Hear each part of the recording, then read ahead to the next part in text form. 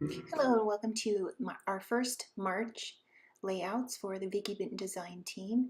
And for the first week we're working with the sketch challenge that Yana created, and it begins with a triangle at the top, and I'm going to be using this notebook paper as the base and the flight of fancy paper with the butterflies. So I'm laying the triangle down at the top there, and it's pointing directly to the focal point, the photo.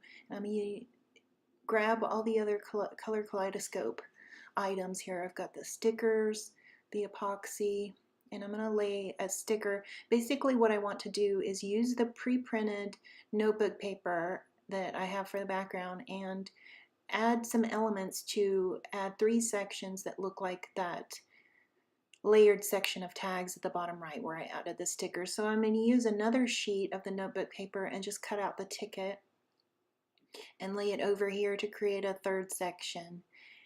And at this point I know that I want to layer on some more tags and just add. It's an easy way and a fast way to go about designing your layout, because I'm really just using what's pre-printed on this notebook paper background. I'm just using that as a jumping off point and inspiration to create the rest of the layout and using the sketch. So the triangle at the top is the biggest portion of the sketch. And now I'm going to use the stickers and add them to some cardstock so that I can pop them up on foam and everything won't be flat against the background. And I want to add this tan or khaki color to each of the 3 sections that I'm going to create on the layout.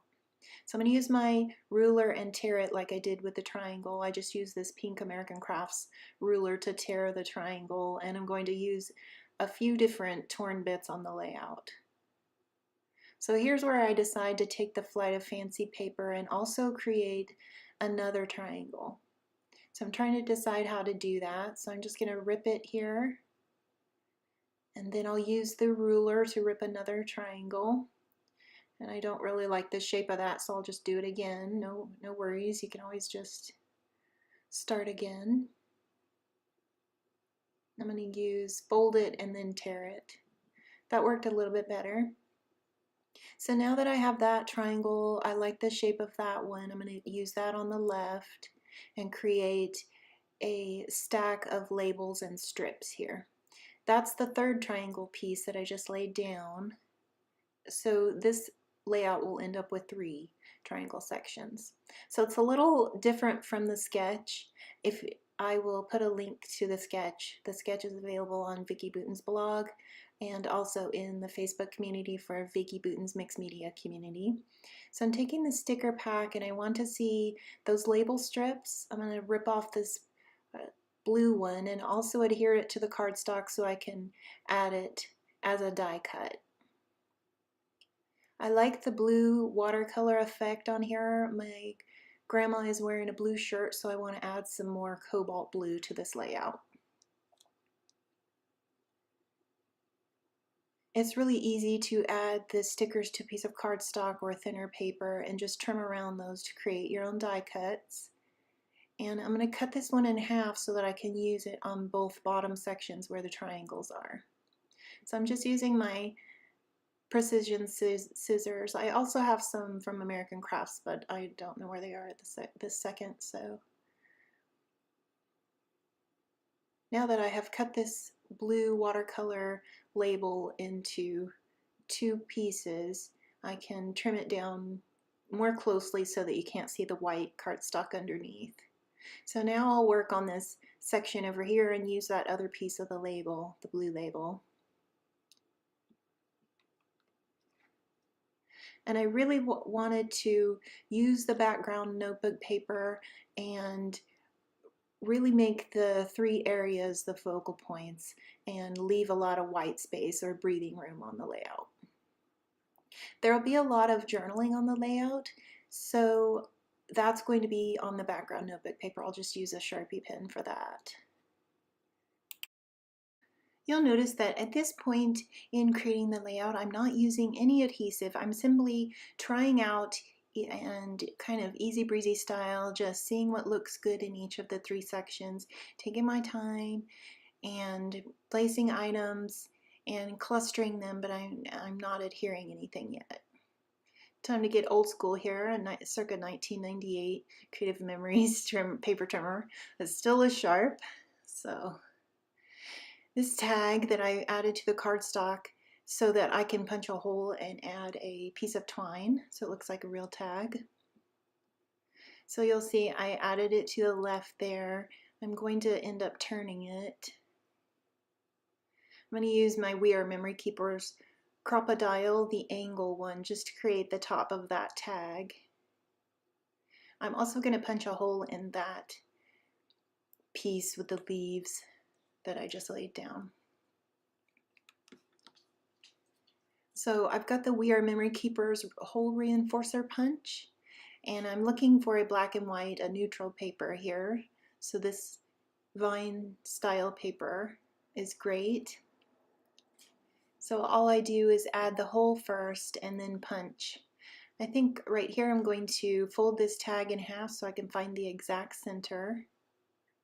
And you won't be able to see it once I add the hole reinforcer.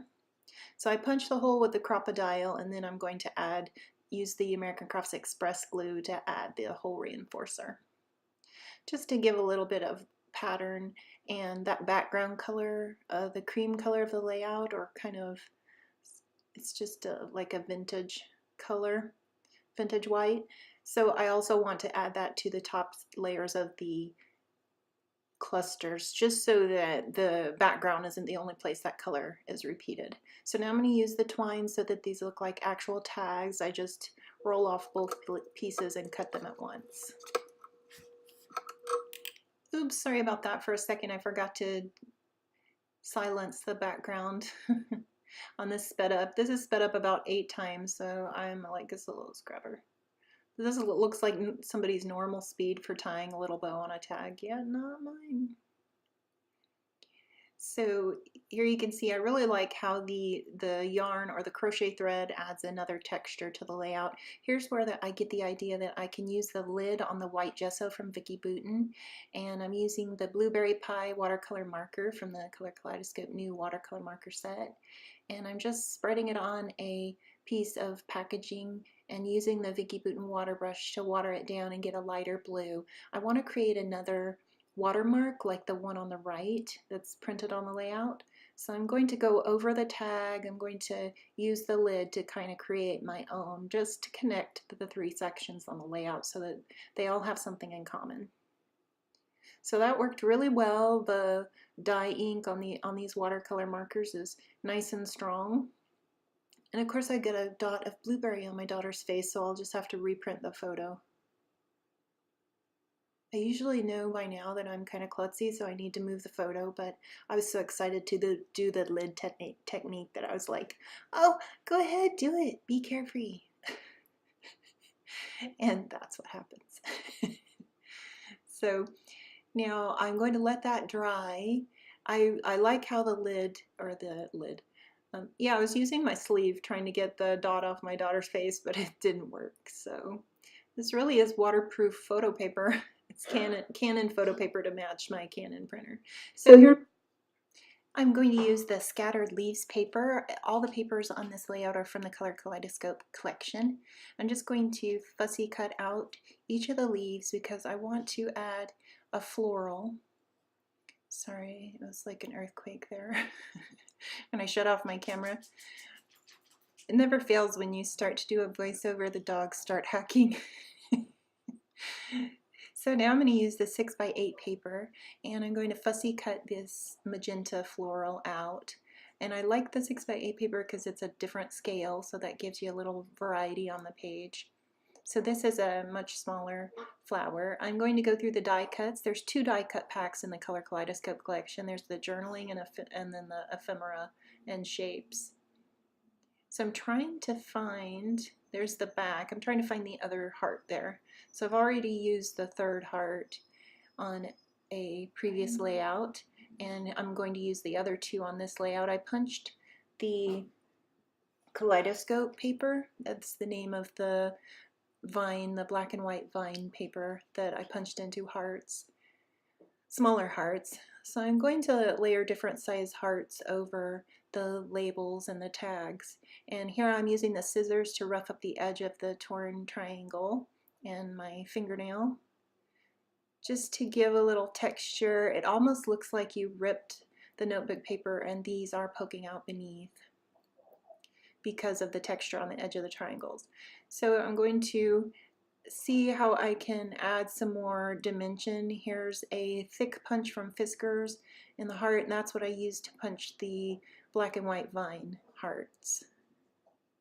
So I like how this section at the left is looking. I think that there's enough different items on that section that kind of tie into the bottom right. I'm just going to fussy cut the rest of this magenta tiny flower.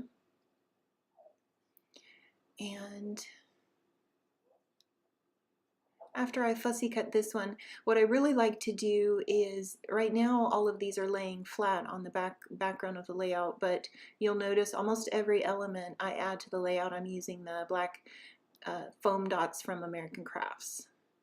So here I just wanted some more leaves. I tried to get an odd number. I've got 2, 4, and then 5, 6, and then that other one sticking out there creates 7. So now that I think I like where everything is on the layout and it has a pleasing arrangement, now I'll go about adding foam dots to everything. You see the little black foam dots there. Those are from American Crafts, the sticky thumb adhesive.